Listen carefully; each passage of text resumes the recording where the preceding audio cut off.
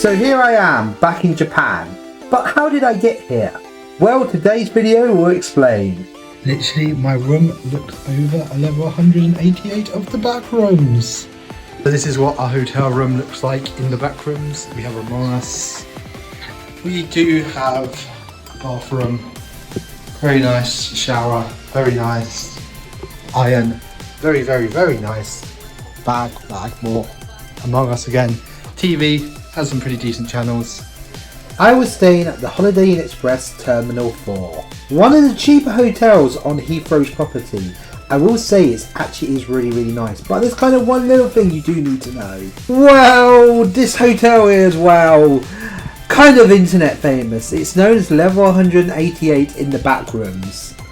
But don't worry people, it's not haunted in real life. I didn't run into anything spooky. Well, except for this guy.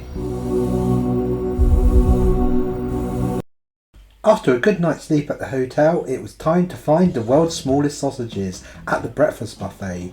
This actually come free with this hotel and it was really good. Lots of good hot food. The fact that it was free, it was brilliant. So it meant I didn't have to pay for breakfast at the airport. Also, there was an express checkout and then it was straight onto the underground where we was going to head to our destination where we'll be picking up our plane today. Which is Heathrow Terminal 5. This is where all the British Airways planes take off from. So yeah, if you're going on British Airways, you will be going from here. Today we'll be picking up flight BA0005. Now last time actually I was on BA777 and fully did vlog my experience, so if you do want to check out that flight, please do. But today I'm actually on BA0005, which actually leaves a little bit later. This is a lot better. It didn't mean I'd have to take a bus over like I did last time. The train had actually started. It was nice to have a few extra hours in bed as well. It currently only runs 3 days a week, which is Tuesday, Thursday and Saturday.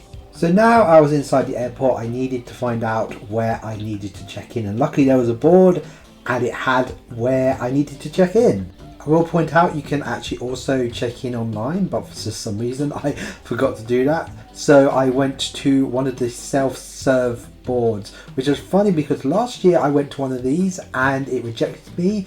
I had to talk to a member of staff and they had to send me down to one of the tills. That was because at the time Japan had really strict COVID rules and literally someone needed to physically look at my paperwork. Luckily the COVID rules have got erased, so now if you're going on a Japan flight you will be able to use the self check-in as well.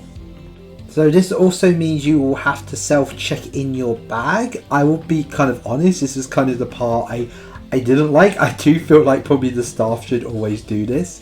I think it's more, I was just worried that like I somehow put the label on wrong. It was a bit confusing how you put the label on. Luckily I put it on right because my bag did show up the other side. I guess that's a bit of a spoiler there. But yeah. You also have to weigh it and scan it and stuff. I just don't know. I just think it's just a little bit too complex. I can imagine a lot of people getting confused by that. Also on the way back, we had a normal like check-in like this. So I don't know. I think it feels a bit like BA is just trying to be a little bit too cheap here. Maybe I can understand them the ticket check being self checkout, but yeah, I think this maybe is just a little bit too far.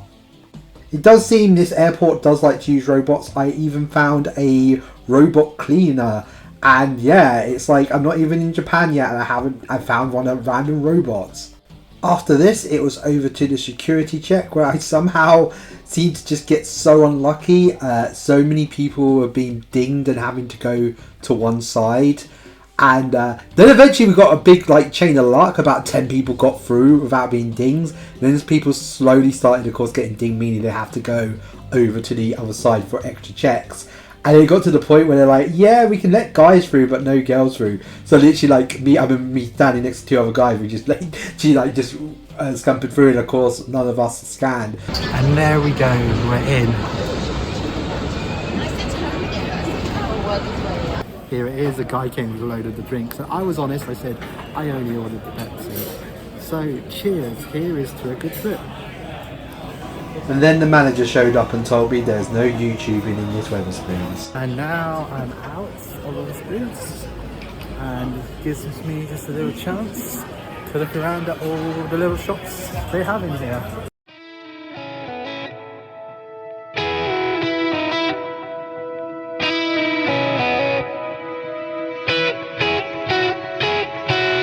And the best thing you can buy in the airport are these humongous bags of Haribo.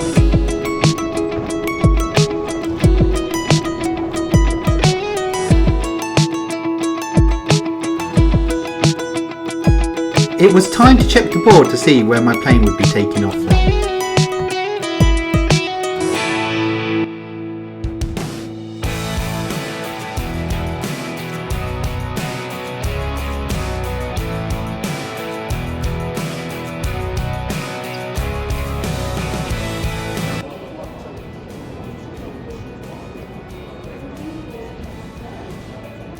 Guys, we're heading on the train now because we got to head to the B gates, and if you're on a B gate or C gate, you've got to head up to the train. So Terminal 5 has a mini train system built into it to get over to the B and C gates, and here is me taking the train over to the B gates. So yeah, you take it over to either, as I said, the B gate station or the C gate station, and then you go up the stairs and find your gate.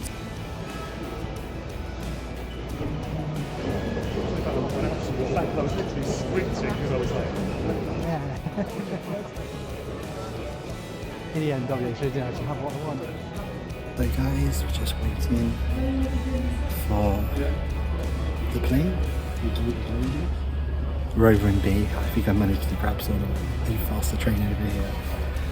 So there's not many people here yet. I'm sure it's going to be a lot more. Normally is. You see a lot of people coming around the corner. So after a train trip and a long walk, we were finally at the gate we needed to be. It was luckily quite a nice gate, and it actually had a really good view of the airport. But unfortunately, this is the kind of thing where things got a little bit hectic. The first group was called up, and well, they just stood there waiting and waiting, and we started getting announcements through saying that the health and safety checks had not been completed yet, and it would be another 5 minutes. Of course, 5 minutes soon turned to 20. Now, I fully do respect, I would 100% want all the health and safety checks to be 100% done on this. So I'm guessing the plane, I think if I had looked it up, I think the plane had come in a bit late. So yeah, that's probably why the staff was struggling with this. So I think this ended up having about 10 minutes before the plane was meant to take off, and no one had got on the plane. So they let the first group on, and then there was an announcement made saying that everybody else was now to get on the plane. So I managed to get to the gate, and then I was told at the gate that only groups 1 to 4 had been called, even though this other announcement had very blatantly said all groups. I was a bit worried here. I always remember that air rage scene from Come Fly With Me, and I didn't want to sort of get on the bad side of the staff, so I casually stepped aside, but I literally could hear, like, behind me, they're like, oh, okay, groups 1 to 5. So it did seem a bit like there was just no communication here. So yeah, this meant I got on the plane quite late compared to everyone. Literally, when I was going through, they were going, this is the final call. Actually, I'd never ever had heard before. So yeah, I was walking down, and as you can see from the clips, it was just absolute chaos, because it just seems like there was no communication, and everybody it had just been let on the plane, which was really frustrating. And as you can see, before my section, people were still in our way, putting stuff away. When I get down, pretty much a lot of people were already in the area, and so someone had stuck 2 full-size suitcases in the overhead locker over mine, which was kind of the whole thing I was trying to avoid. So I had to go and put my bags over 2 on the other side. So it now kind of meant I had to bug 2 people on the other side if I ever wanted to go and get my stuff, because I am yet again sitting at the front. So yeah, this was kind of really frustrating and kind of a really bad start. It just shows you there was no communication. I think what should have happened is they should have just quickly gone, yeah, okay, now groups 3 to 4, maybe wait a minute, okay, groups 5 and 6. I think just the them not knowing what to do and just panicking, this just caused a lot more chaos than needed. We ran into another problem. It actually wasn't me, it was the guy literally sitting the other side of me.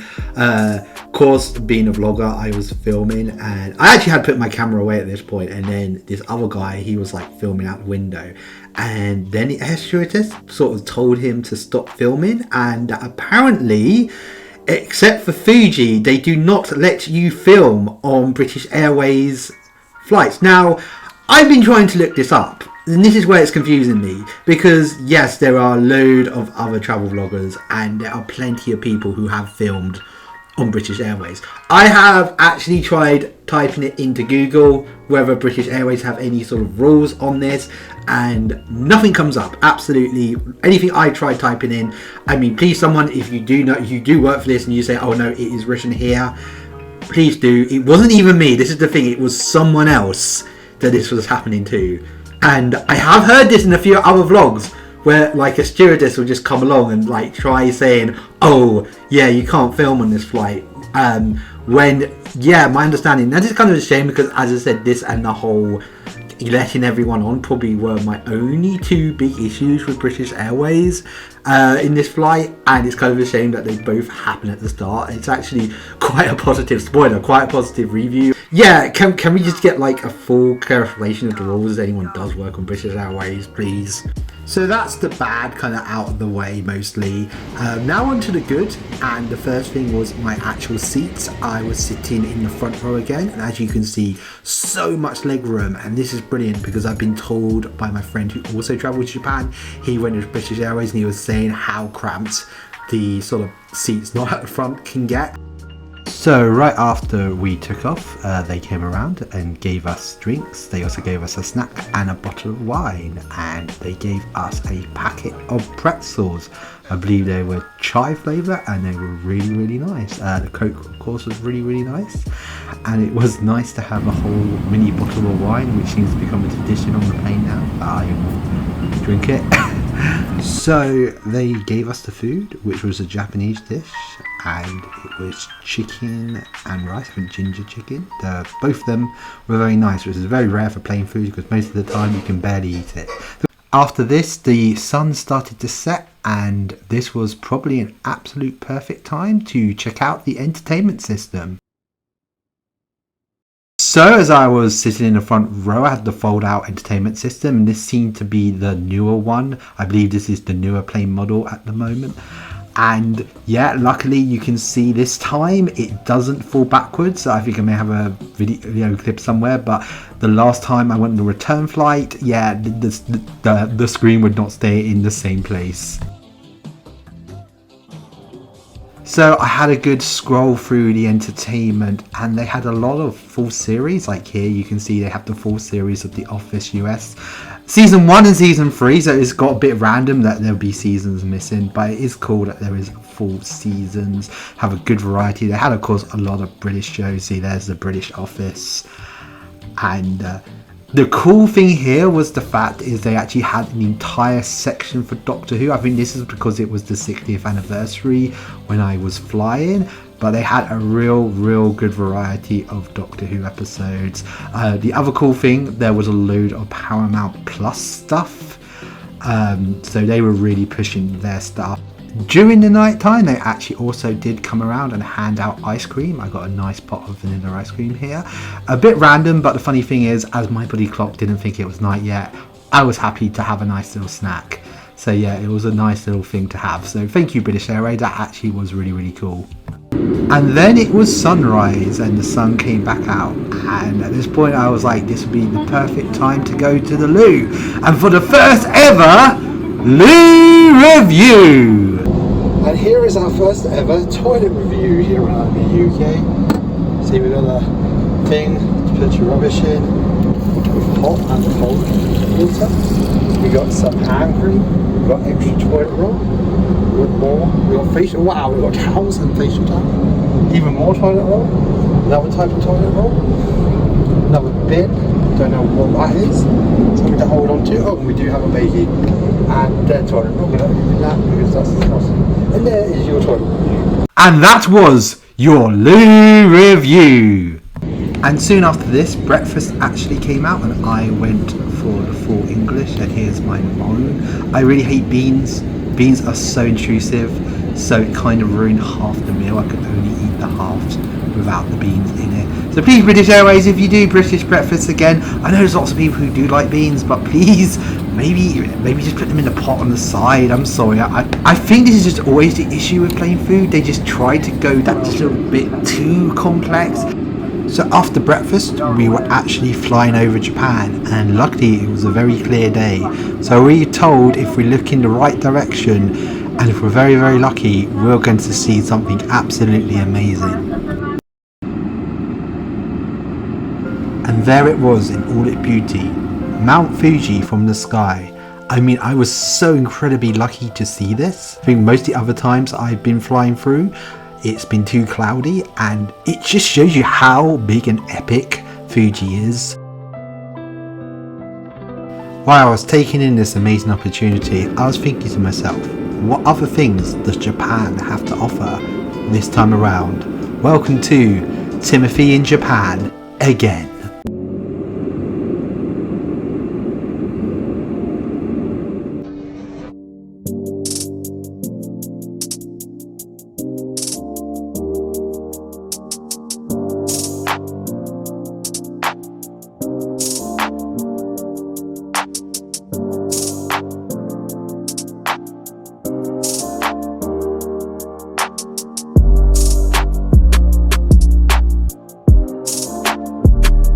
And that is how I got back to Japan.